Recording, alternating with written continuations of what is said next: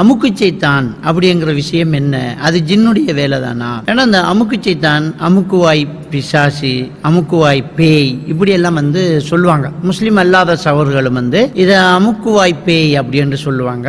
முஸ்லிம்கள் அமுக்கு சைத்தான் அப்படின்னு சொல்லுவாங்க. இது என்னன்னு சொன்னா, தூங்க போன ஆரம்பத்துல அல்லது தூக்கத்திலிருந்து எழும்பும் போது இப்படியான ஒரு விஷயம் ஏற்படும். எப்படி சொன்னால், தன்னுடைய உணர்வு விளங்கும், கைய காலை எதுவுமே அசைக்க முடியாம இருக்கும். தன்னை விட பலமான பாரமான ஒரு சக்தி நமக்கு மேல வைக்கப்பட்ட மாதிரி நம்மளை அப்படியே அமுக்கிக்கிட்டு இருக்கிற மாதிரி ஒரு சூழ்நிலை வரும். அந்த நேரத்துல பக்கத்துல யாராவது பேசிட்டு இருக்கிறாங்க, உம்மா நடந்து போறாங்க, சகோதரங்கள் போறாங்க வராங்க, இப்படி நடந்து போறது நமக்கு புரியும். அவங்க நடந்துகிட்டு இருக்கிறாங்க, அவங்க நம்மளை காப்பாற்ற மாட்டாங்களா, நம்ம மேல இருக்கிற அந்த வெயிட்டை எடுத்துட மாட்டாங்களா அப்படின்னு சொல்லி ஆதங்கப்படுவாங்க. ஒரு சிலர் அந்த நேரத்துல கூச்சலிட்டு சத்தம் போட்டு கத்தி கூப்பிட்டு மற்றவங்களை உதவிக்கு அழைக்கிறதுக்கு ரொம்ப முயற்சி பண்ணுவாங்க. ஆனா அவங்களால எதுவுமே செய்ய முடியாது. கால கையை அசைக்க முடியாது, சத்தம் போட முடியாது, எதுவுமே பண்ண முடியாம அப்படியே திண்டாடிக்கிட்டே இருப்பாங்க. ஒரு சிலர் அந்த மனசுக்குள்ள ஆயத்து குர்சி எல்லாம் ஓதுவாங்க. ஓத வேண்டிய அவங்களுக்கு தெரிஞ்ச மந்திரங்கள் எல்லாம் ஓதிக்கிட்டே இருப்பாங்க,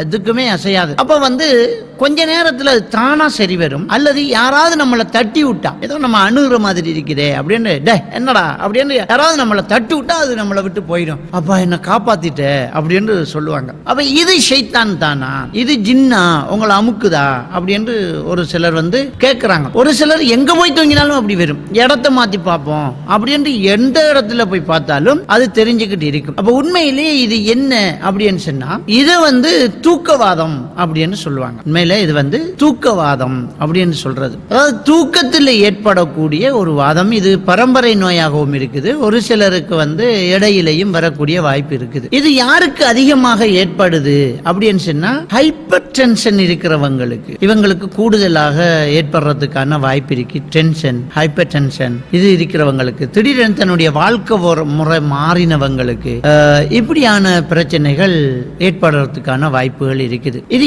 ஏன் ஏற்படுது அப்படின்னா, மூளையில இருக்கக்கூடிய மெலோட்டோனின்ங்கிற அந்த அளவு குறையும் போது சதைகள் அசையாம தடுக்கப்படுது அப்படின்னு ஒரு சிலர் சொல்றாங்க. அதாவது அந்த மூளை தான் நம்ம உடம்பு எல்லாத்தையுமே கவனிச்சுக்கிட்டு இயக்கத்தை கொடுத்துக்கிட்டு இருக்கக்கூடியது இந்த மூளை. அந்த மூளையில ஏற்படக்கூடிய ஒரு இந்த மெலோட்டோனின் அளவு குறையும் போது என்ன செய்யுதுன்னு சொன்னால், மூளை இயங்காம அப்படியே நிக்குது. அப்ப அந்த மூளைக்கு நம்ம காதுல கேட்குது, நம்ம பக்கத்துல நடமாறத்தை பார்க்கிறோம், நமக்கு என்ன நடக்குங்கிறத உணருது. ஆனா நம்முடைய மூளையினுடைய எந்த ஒரு கட்டளையும் வரல நம்மளோட உடம்பை இயக்குறது. நம்ம உடம்பை இயக்குறது, கையை தூக்குறது, காலை தூக்குறதுக்கு எந்த ஒரு இயக்கமும் நமக்கு வரல. அப்ப அந்த உணர்வு எப்படி இருக்கும்னா, நமக்கு மேல ஏதோ ஒரு வெயிட் இருக்கிற மாதிரி இருக்கும். மனசுல ஒரு பெரிய, உடம்பு நிறைய ஒரு பெரிய ஒரு பாரம் இருக்கிற மாதிரி, நம்மள ஏதோ ஒரு சக்தி அமுக்கிக்கிட்டு இருக்கிற மாதிரி இருக்கும். அப்ப இத தூக்கவாதம் அப்படின்னு சொல்லுவாங்க. அப்ப இத நிறைய பேர் என்ன செய்யறாங்கண்டா, அமுக்கு சைத்தான், அமுக்குவாய் பேய் அப்படின்னு சொல்லுவாங்க. ஆனா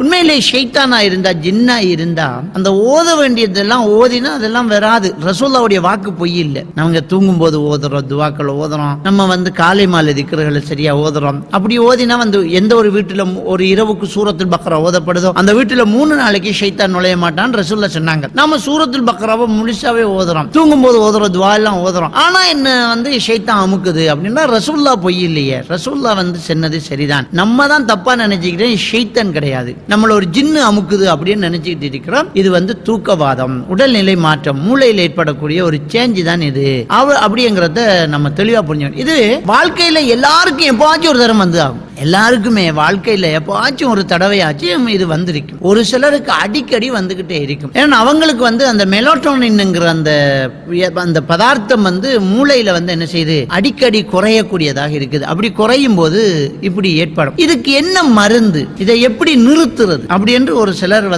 கேட்கிறாங்க.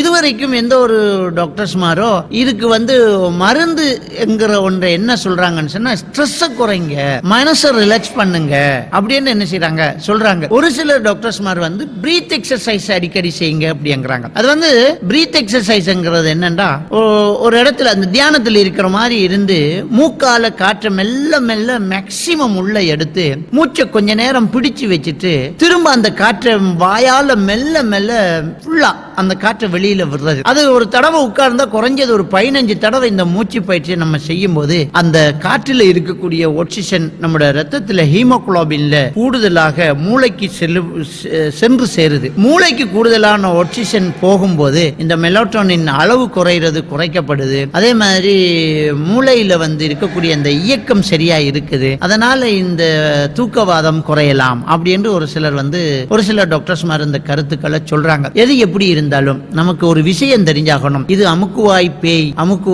செய்தான், அமுக்கு பிசாசுங்கிறதெல்லாம் மூட நம்பிக்கை. இது ஒரு உடல்நிலை மாற்றம், இது ஒரு தூக்கவாதம் அப்படிங்கறத நாங்க புரிந்து கொள்ளணும்.